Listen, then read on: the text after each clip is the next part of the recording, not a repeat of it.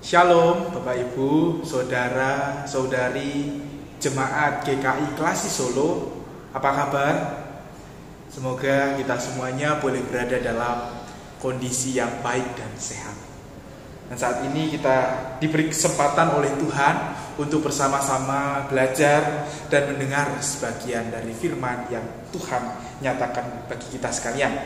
Dan saya akan mengambil satu bacaan dari Kisah Para Rasul pasal yang ke-15 ayat yang ke-35 sampai yang ke-41. Kisah Para Rasul 15 ayat yang ke-35 sampai yang ke-41. Perselisihan antara Paulus dan Barnabas. Paulus dan Barnabas tinggal beberapa lama di Antiokhia. Mereka bersama-sama dengan banyak orang lain mengajar dan memberitakan firman Tuhan. Tetapi beberapa waktu kemudian berkatalah Paulus kepada Barnabas, "Baiklah, kita kembali kepada saudara-saudara kita di setiap kota di mana kita telah memberitakan firman Tuhan untuk melihat bagaimana keadaan mereka." Barnabas ingin membawa juga Yohanes yang disebut Markus, tetapi Paulus dengan tegas berkata bahwa tidak baik membawa serta orang yang telah meninggalkan mereka di Pamfilia dan tidak mau turut bekerja bersama-sama dengan mereka. Hal ini menimbulkan perselisihan yang tajam sehingga mereka berpisah dan Barnabas membawa Markus juga sertanya berlayar ke Siprus. Tetapi Paulus memilih Silas, dan sesudah diserahkannya oleh saudara-saudara itu kepada kasih karunia Tuhan, berangkatlah ia mengelilingi Syria dan Kilikia sambil meneguhkan jemaat-jemaat di situ. Bapak Ibu Saudara yang terkasih di dalam Tuhan, saat ini kita merenungkan sebuah tema yang saya beri judul Selamat Berkonflik. Mengapa selamat berkonflik? Bukankah ucapan selamat itu digunakan untuk hal-hal yang baik? Untuk kesuksesan, untuk ulang tahun misalnya, atau untuk hal-hal yang baik yang terjadi di dalam kehidupan. Mengapa selamat berkonflik? Kenyataannya kita sebagai manusia mengalami berbagai konflik di dalam hidup kita. Kapanpun, dimanapun kita berada, kita tidak terlepas dari yang namanya konflik. Karena kita adalah makhluk yang berkonflik, yang tidak terlepas dari pertentangan, dari perselisihan, dari perbedaan, bahkan persaingan. Dan konflik ini adalah hal yang permanen yang terjadi di dalam kehidupan sosial yang tidak dapat dihindari. Bacaan kita mengisahkan juga konflik yang terjadi dalam tokoh-tokoh besar kekristenan, Rasul Paulus dan Barnabas.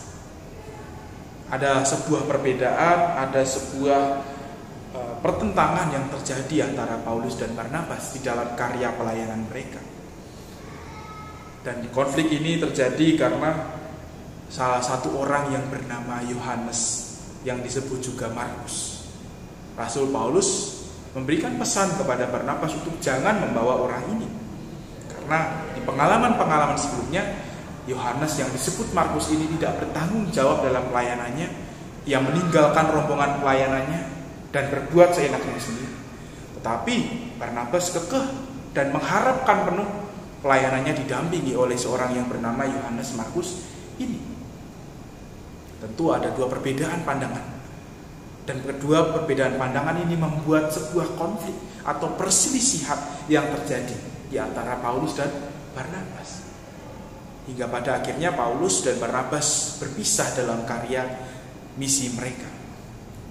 Paulus pergi bersama seorang yang bernama Silas, sedangkan Barnabas bersama Yohanes yang disebut Markus tadi. Tetapi dalam teks ini kita dapat belajar hal-hal yang baik terkait konflik yang terjadi.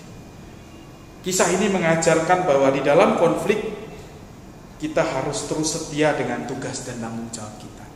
Paulus dan juga Barnabas, sekalipun mereka berkonflik, mereka tetap berada di dalam tanggung jawab akan tugas-tugas mereka. Mereka tidak meninggalkan misi mereka. Mereka tidak meninggalkan Kristus. Mereka terus berpegang pada apa yang menjadi komitmen mereka, yaitu terus berkarya bagi Kristus, terus menyebarkan Injil bagi orang bagi dunia dimanapun mereka berada. Biasanya konflik bisa membuat orang mandek, biasanya konflik bisa membuat orang bad mood, membuat orang mutung, dan akhirnya meninggalkan tugas dan tanggung jawab. Tetapi kisah ini mengajarkan kepada kita untuk terus berpegang pada tugas dan tanggung jawab sekalipun konflik terjadi. Nah, itu pun juga dengan kita, entah di gereja, entah di dalam kehidupan kita, di dalam keluarga kita, sekalipun ada konflik, kita tidak boleh melupakan tugas dan tanggung jawab kita. Kita harus terus setia terhadap tugas dan panggilan kita sebagai pelayan Tuhan dan juga sebagai anggota keluarga. Dan yang kedua dari kisah ini, kita belajar bahwa perlu adanya sebuah kerendahan hati di tengah konflik yang terjadi. Kalau kita mau membaca teks 2 Timotius 4 ayat 11, di situ Paulus yang awalnya bersitegang dengan Barnabas karena satu orang yang bernama Yohanes Markus tadi, pada akhirnya berubah. Di dalam teks 2 Timotius 4 ayat 11, Yohanes Markus yang sebelumnya disebut sebagai orang yang telah meninggalkan tugas dan tidak mau bekerja sama oleh Paulus, kini menjadi orang yang sangat penting bagi Rasul Paulus. Nanti Bapak Ibu bisa cek di 2 Timotius 4 ayat 11. Paulus bukan menjadi orang yang gengsi, bukan menjadi orang yang keras hati, tetapi ia mau menerima sebuah pemulihan relasi. Ia mau terbuka untuk memperbaiki relasi yang sedang berkonflik. Ia melihat Yohanes Markus yang sebelumnya tidak berguna baginya, pada akhirnya menjadi orang yang sangat dibutuhkan. Dan ini terjadi karena kerendahan hati yang dimiliki Paulus. Dia tidak gengsi untuk menerima sebuah perubahan orang lain. Kita belajar bahwa jangan sampai kita gengsi di tengah konflik yang terjadi di dalam kehidupan kita.